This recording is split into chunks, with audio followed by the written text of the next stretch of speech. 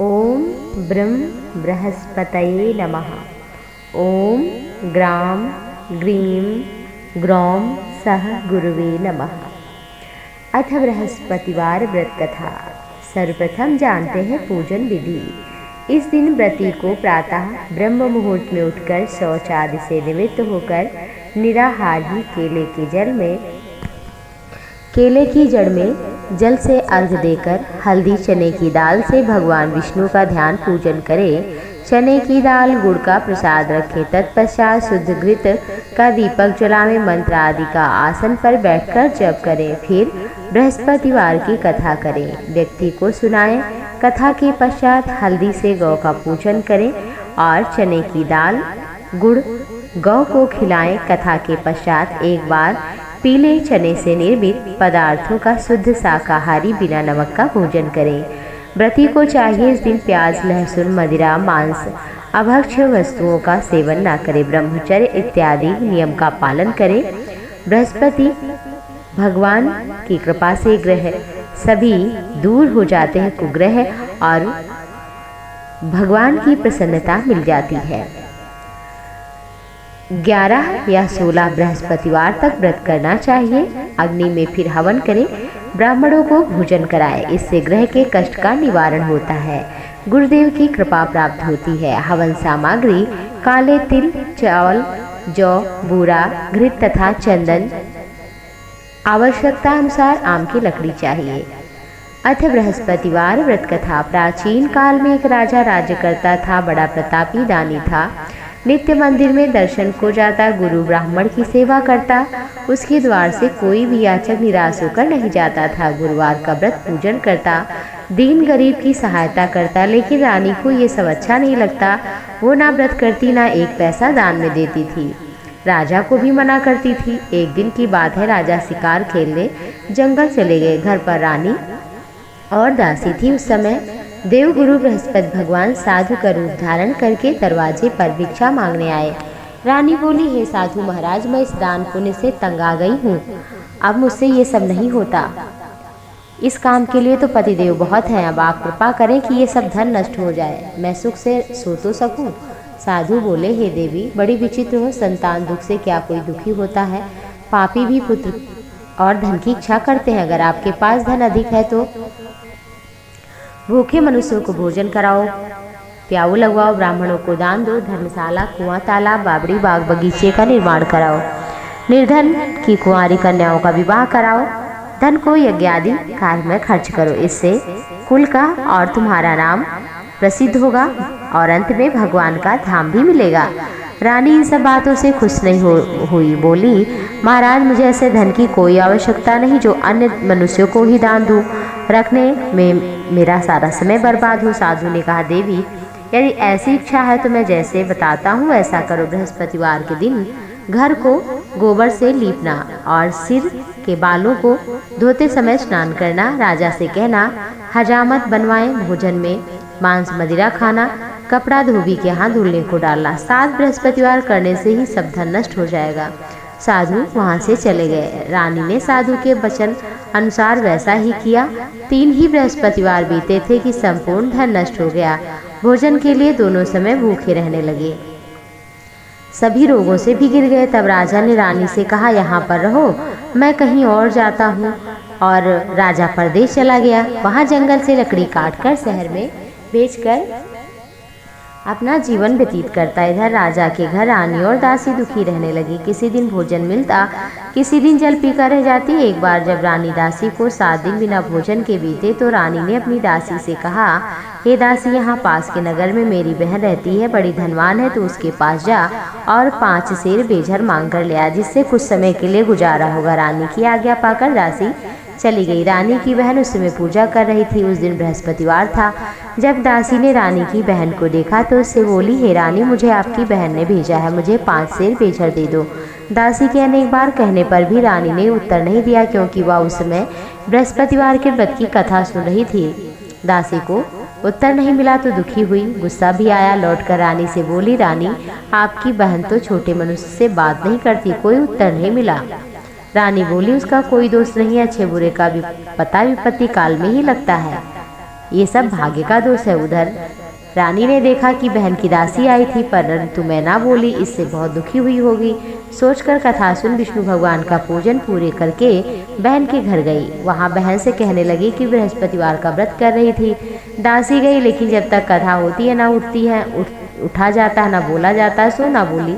कहो क्यों दासी गई थी? रानी बोली, बहन हमारे यहाँ अनाज नहीं था, तुमसे कोई बात छिपी नहीं है, इसलिए दासी को भेजा था कि 5 सेर बेझल ले आती। रानी बोली कि देखो शायद तुम्हारे घर में अनाज रखा हो। और इस प्रकार बहन के वचन जब रानी ने सुने तो घर के अंदर गई और उसे गड़ा पेचर मिला। अब तो रानी और दासी बड़ी प्रसन्न हुई। रानी कहने लगी कि भोजन नहीं मिलता तो चलो हम भी व्रत करते हैं, कथा विधि पूछ ली जाए। तब पूछा बहन ने और बहन ने सब बताया। कहा कि गुरु के व्रत में चने की दाल, गुड़, मुनक्का से विष्णु भगवान का केले की जड़ में पूजन करें, दीपक जला में पीला भोजन करें, पीला पुष्प, पीला चंदन इत्यादि धारण करें, गुरु भगवान की आरती वंदना करें, इससे धन पुत्र सभी कुछ मिल जाता है। तब रानी और दासी दोनों ने निश्चय किया कि हम भी बृहस्पतिवार का व्रत करेंगे। 7 रोज बाद बृहस्पतिवार आया तो उन्होंने व्रत रखा। गुड़साल में जाकर दासी चना और गुड़ भी लाई, उसकी दाल से केले की जड़ के सहित विष्णु भगवान का पूजन किया। वो पीला भोजन कहाँ से आए? बेचारी बड़ी दुखी हुई और उनके व्रत से भगवान प्रसन्न हुए। 2 थालों में सुंदर पीला भोजन लेकर आए, दासी को देकर बोले, तुम्हारे और रानी के लिए है। दासी भोजन पाकर बड़ी प्रसन्न हुई। रानी से जाकर बोली, रानी जी भोजन कर लो। उसको पता नहीं था, इसलिए बोली, क्यों व्यर्थ में हंसी उड़ाती है? दासी बोली, हम दोनों को एक साधु भोजन दे गया है 2 थालों में, इसलिए साथ साथ भोजन करेंगे। इस प्रकार रानी और दासी दोनों ने गुरु भगवान को नमस्कार करके भोजन प्रारंभ किया। अब तो वह हर बृहस्पतिवार को गुरु भगवान का व्रत और विष्णु भगवान का पूजन करती। बृहस्पति भगवान की कृपा से फिर रानी और दासी के पास धन हुआ।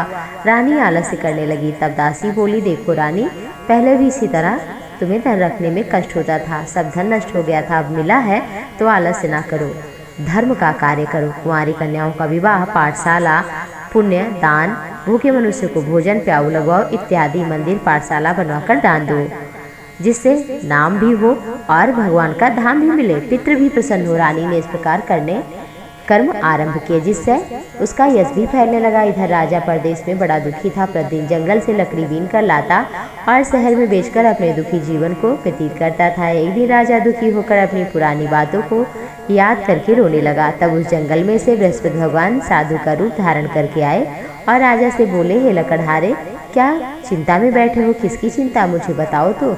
सुनकर राजा के नेत्रों में पानी भर आया। साधु की वंदना करके बोला, हे प्रभु, आप सब कुछ जानते हैं, और संपूर्ण कहानी बता दी। महात्मा तो दयालु होते हैं। बोले, हे राजा, तुम्हारी पत्नी ने बृहस्पति देव का अपराध किया था, फिर ये दशा हुई थी। अब तुम चिंता मत करो, भगवान पहले से अधिक धनवान बनाएंगे। देखो, तुम्हारी स्त्री ने बृहस्पतिवार का व्रत आरंभ किया है। अब तुम भी मेरा कहना मानकर बृहस्पतिवार का व्रत करके चने की दाल, गुड़ जल के लोटे में डालकर केले का पूजन करो और फिर कथा कहो, सुनो, भगवान सभी मनोकामना को पूर्ण करेंगे। साधु को प्रसन्न देखकर राजा बोला, हे प्रभु, मुझे लकड़ी बेचकर इतना पैसा नहीं मिलता जिससे मैं भोजन के उपरांत कुछ बचा सकूं। मैंने रात्रि में स्वप्न में रानी को व्याकुल देखा है, मेरे पास कुछ नहीं है जिससे मैं उसकी खबर भी मंगा सकूं। कौन सी कथा कहूँ, सुनो, मुझे मालूम नहीं है। साधु ने कहा, हे राजा, तुम किसी बात की चिंता मत करो। बृहस्पतिवार के दिन रोजाना की तरह लकड़ियाँ लेकर शहर जाओ। तुमको उस दिन से रोज से दुगना धन प्राप्त होगा, जिससे तुम भोजन और पूजा भी कर लोगे। बृहस्पतिवार की कथा इस प्रकार है। प्राचीन काल में एक बहुत ही निर्धन ब्राह्मण था। उसकी कोई संतान नहीं थी। स्त्री बहुत मलिनता के साथ रहती, न स्नान करती, न देवता का पूजन। सर्वप्रथम उठते ही प्रातःकाल भोजन करती। इससे ब्राह्मण देवता बहुत दुखी थे। बेचारे बहुत कुछ कहते, परंतु उसका कोई परिणाम न निकलता। भगवान की कृपा से उसकी पत्नी से एक कन्या प्रकट हुई। उस कन्या के मन में भक्ति थी। वो जब बड़ी होने लगी तो भगवान का व्रत करती, विष्णु भगवान का पूजन करती और पाठशाला फिर जाती। जाते समय मुट्ठी में जो भर के ले जाती, पाठशाला के मार्ग में डालती जाती थी, और जब लौटती तो वो सोने के हो जाते और उन्हें बीन कर ले आती। एक दिन जब बालिका सोने के जौ को फटक कर साफ कर रही थी तो पिता ने देखा। कहा, बेटी, सोने के जौ को साफ करने के लिए सोने का सूप होना चाहिए। दूसरे दिन गुरुवार था। कन्या ने व्रत किया और भगवान विष्णु से प्रार्थना की, हे प्रभु, यदि आपकी सच्चे मन से मैंने पूजा की हो तो मुझे सोने का सूप दे दो। बृहस्पति भगवान ने उसकी प्रार्थना स्वीकार कर ली।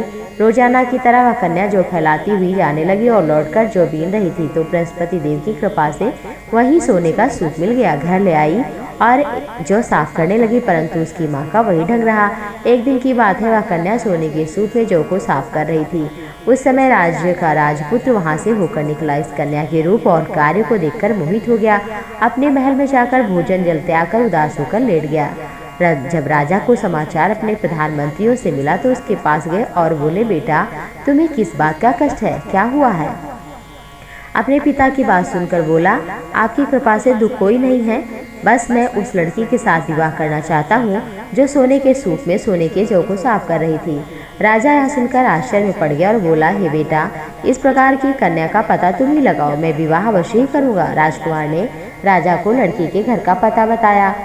मंत्री उसके घर गए और फिर ब्राह्मण को राजा का कहा सभी हाल बतलाया। ब्राह्मण देवता राजकुमार के साथ अपनी कन्या का विवाह के लिए तैयार हो गया। विधि विधान से विवाह संपन्न हुआ। कन्या के घर जाते ही दुल्हन बनकर अपने ससुराल जब गई तो ब्राह्मण देवता के घर में गरीबी आ गई।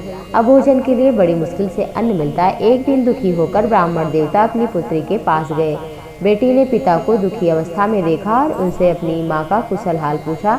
तब ब्राह्मण ने अपने सभी हाल को कहा। कन्या ने बहुत सा धन देकर अपने पिता को विदा किया। इस प्रकार उस ब्राह्मण का कुछ समय सुखपूर्वक व्यतीत हुआ, किंतु कुछ दिन बाद फिर वही हाल हुआ। ब्राह्मण फिर अपनी कन्या के यहाँ गया और सभी हाल कहा तो लड़की बोली, हे पिताजी, आप माताजी को यहाँ ले आओ, मैं उनसे सभी बात कहूँगी। पुत्री की सलाह मानकर ब्राह्मण देवता अपनी स्त्री को लेकर साथ पहुँचे तो पुत्री अपनी माँ को समझाने लगी, हे माँ, तुम प्रातः काल उठा करो, प्रथम स्नान आदि करके विष्णु भगवान का पूजन करो, सब दरिद्रता नष्ट हो जाएगी। परंतु उसकी माँ ने एक भी बात नहीं मानी। प्रातः काल उठकर अपनी पुत्री के बच्चों के जूठन को उठाकर खा लेती। जब पुत्री पूजन आदि के लिए कहती तो कह देती, मैंने खाना खा लिया। एक दिन सुनकर उसकी पुत्री को बहुत गुस्सा आया। एक रात उसे कोठरी में सभी सामान निकाला और ब्राह्मणी को उसमें बंद कर दिया। प्रातः काल होते ही उसमें से निकाला, स्नान आदि करा के पाठ करवाया तो ब्राह्मणी की बुद्धि ठीक हो गई। फिर पूजन बृहस्पतिवार का व्रत करने लगी। अब तो व्रत के प्रभाव से वह बहुत धनवान हो गई। अंत में स्वर्ग गई। ब्राह्मण भी सुख भोग कर स्वर्ग गया। इस प्रकार कथा कहकर साधु वहां से लोप हो गए। धीरे धीरे समय व्यतीत होने पर बृहस्पतिवार आया। राजा जंगल से लकड़ी काटकर बेचने गया। उस दिन उसे और दिनों से पैसा अधिक मिला। राजा ने चना गुड़ आदि लाकर गुरुवार का व्रत किया। उसी दिन से सभी कठिनाइयां दूर होने लगी। परंतु जब दोबारा गुरुवार आया तो व्रत करना भूल गया। इस कारण भगवान नाराज हो गए। संयोग से उसी नगर के राजा ने विशाल यज्ञ का आयोजन किया। शहर में घोषणा की कि कोई भी मनुष्य भोजन न बनावे, समस्त जनता मेरे यहाँ भोजन करने आए। जो इसको नहीं मानेगा आज्ञा को, उसे फांसी की सजा दी जाएगी। इस प्रकार की घोषणा संपूर्ण नगर में करवाई गई। राजा की आज्ञा अनुसार शहर के सभी लोग भोजन करने गए, लेकिन लकड़हारा कुछ देर से पहुंचा, इसलिए राजा उसको स्वयं अपने साथ महल में ले गए और ले जाकर उसे भोजन करा रहे थे तो रानी की दृष्टि खूंटी पर पड़ी जिस पर उसका हार लटका हुआ था। वह वहां दिखाई नहीं दिया। रानी ने निश्चय किया कि मेरा हार इस मनुष्य ने ही चुरा लिया है। उसी समय सैनिक बुलाकर उसे जेल खाने में डलवा दिया। जब लकड़हारा राजा जेल खाने में गया तो बड़ा दुखी होकर सोचने लगा, जाने किस पूर्व जन्म का कर्म मुझे ये दुख मिला है। और उसी साधु को याद करने लगा जो कि जंगल में मिला था। उसी समय बृहस्पति देव साधु के रूप में प्रकट हुए। उसकी दशा को देखकर बोले, अरे मूर्ख, तूने बृहस्पति देवता की कथा नहीं की, इस कारण ये दुख मिला है। चिंता मत कर, बृहस्पतिवार के दिन जेल खाने के दरवाजे पर 4 पैसे पड़े मिलेंगे, उनसे तू बृहस्पति देव का पूजन करना, सभी कष्ट दूर होंगे। बृहस्पतिवार के दिन उसे 4 पैसे मिले। राजा ने कथा की। रात्रि को बृहस्पति देव ने उस नगर के राजा को स्वप्न में कहा, हे राजा, तुमने जिस आदमी को जेल खाने में बंद कर दिया हुआ है, निर्दोष है, उसे छोड़ दो। रानी का हार उसी खूंटी पर लटका हुआ, अगर तू नहीं छोड़ेगा तो मैं तेरे राज को नष्ट कर दूंगा। इस प्रकार रात्रि के स्वप्न को देखकर राजा प्रातः काल उठा और खूंटी पर हार को देखकर लकड़हारे को बुलाकर क्षमा मांगी। राजा के योग्य सुंदर वस्त्र आभूषण देकर विदा किया। गुरुदेव की आज्ञा के अनुसार राजा परदेश में बृहस्पतिवार का व्रत करते हुए आनंद पूर्वक रहने लगा। एक दिन रानी और दासी विचार करने लगी, ना जाने राजा किस हाल में होंगे। उनकी कोई खबर नहीं मिली। गुरु भगवान से प्रार्थना की। फिर भगवान ने राजा से स्वप्न में कहा, हे राजा, उठ, तो तेरी रानी तुझे याद करती है। अपने देश को चल। राजा प्रातःकाल उठा, विचार करने लगा, स्त्री जात तो खाने पहनने की साथी होती है, पर भगवान की आज्ञा मान करके वह नगर के लिए चलने को तैयार हुआ। निकट पहुंचा नगर के तो बड़ा आश्चर्य हुआ। नगर में पहले से अधिक तालाब हुए, बहुत सी धर्मशाला, मंदिर थे। राजा ने पूछा किसका है, तो लोगों ने कहा रानी और दासी के हैं। राजा को और भी आश्चर्य हुआ, गुस्सा भी आया। जब रानी ने एक खबर सुनी कि राजा आ रहे हैं तो दासी से कहा, देख राजा हमको बहुत बुरी हालत में छोड़ गए थे, कहीं ऐसी स्थिति देखकर लौट न जाए। दरवाजे पर खड़ी हो जा। आज्ञा अनुसार दासी दरवाजे पर खड़ी हो गई। राजा आए तो उन्हें लिवा लाई। राजा ने क्रोध करके अपनी तलवार निकाली, पूछने लगे, बताओ धन कैसे मिला। तब रानी ने कहा, बृहस्पति देव की कृपा से। राजा ने निश्चय किया, 7 रोज बाद तो सभी बृहस्पति देव का पूजन व्रत करते हैं, परंतु मैं अब दिन में 3 बार कथा कहूँगा और रोज व्रत करूँगा। हर समय राजा के दुपट्टे में चने की दाल बंधी रहती। एक दिन में 3 बार कथा कहता। एक दिन राजा ने विचार किया अपनी बहन के घर चले। इस प्रकार निश्चय कर घोड़े पर सवार होकर अपनी बहन के यहाँ चलने लगा। मार्ग में उसने देखा कि कुछ आदमी मुर्दे को लिए जा रहे हैं। राजा उनसे कहने लगा, भैया मेरी बृहस्पतिवार की कथा सुन लो। वो बोले, हमारा तो आदमी मरा है, इससे कथा की पड़ी है। परंतु कुछ आदमी बोले, कहो हम तुम्हारी कथा सुनेंगे। राजा ने दाल निकाली और जब कथा आधा ही पूरी हो पाई थी कि मुर्दा हिलने लगा, और जब पूरी हुई तो राम राम कहकर खड़ा हो गया। आगे मार्ग में से एक किसान हल चलाता मिला। राजा ने उसे देखा और बोला, भैया तुम मेरी बृहस्पतिवार की कथा सुन लो। किसान बोला, जब तक कथा सुनूंगा तब तक 4 हरैया जोत लूँगा, जा चल यहाँ से। राजा आगे चलने लगा और हटते ही राजा के बैल पछाड़ कर गिर पड़े। पेट में जोर से दर्द होने लगा।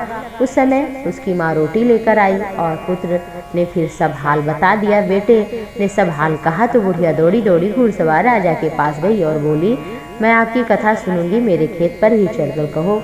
राजा ने बुढ़िया के खेत पर कथा कही और वे बैल उठकर खड़े हुए। किसान के पेट का दर्द भी बंद हुआ। राजा अपनी बहन के घर पहुंच गया। बहन ने भाई की बहुत मेहमानी की। दूसरे दिन प्रातःकाल राजा ने अपनी बहन से कहा, कोई मनुष्य है जिसने भोजन ना किया हो, मेरे बृहस्पतिवार की कथा सुने। बहन बोली, भैया ये देश ऐसा है, यहाँ भोजन पहले किया जाता है, बाद में कोई अन्य कार्य। अगर कोई पड़ोस में हो तो देखा हूँ। ऐसा कहकर देखने गई, लेकिन कोई ऐसा व्यक्ति नहीं मिला। केवल एक कुम्हार मिला जिसका लड़का बीमार था।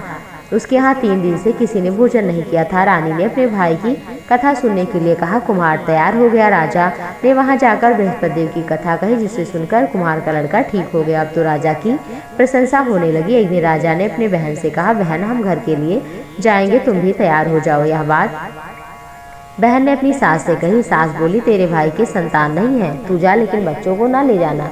बहन ने भैया से सब बात कही। राजा बोला, जब कोई बालक नहीं चलेगा तो तुम ही क्या करोगी। बड़े दुखी मन से राजा अपने नगर को लौट आया और रानी से कहा, हम निसंतान है, हमारा मुंह देखने का धर्म नहीं है, भोजन आदि नहीं किया। रानी बोली, हमें बृहस्पति देव ने सभी कुछ दिया है, हमें पुत्र भी देंगे, संतान देंगे। उसी रात्रि को बृहस्पति देव ने कहा राजा से, हे राजा उठ, सभी सोच को त्याग, तेरी रानी गर्भ से है। राजा को समाचार सुनकर बड़ी खुशी हुई। 9वें महीने पुत्र पैदा हुआ। यह समाचार सुनकर बहन बड़ी खुश हुई, बधाई लेकर आई, भाई के यहाँ आई।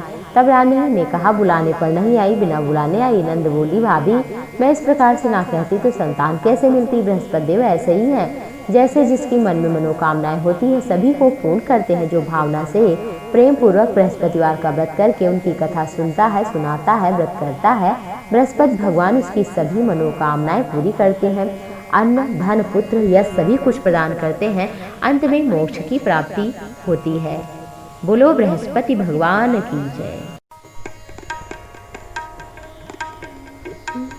हरि स्वामी जय जगदीश हरे,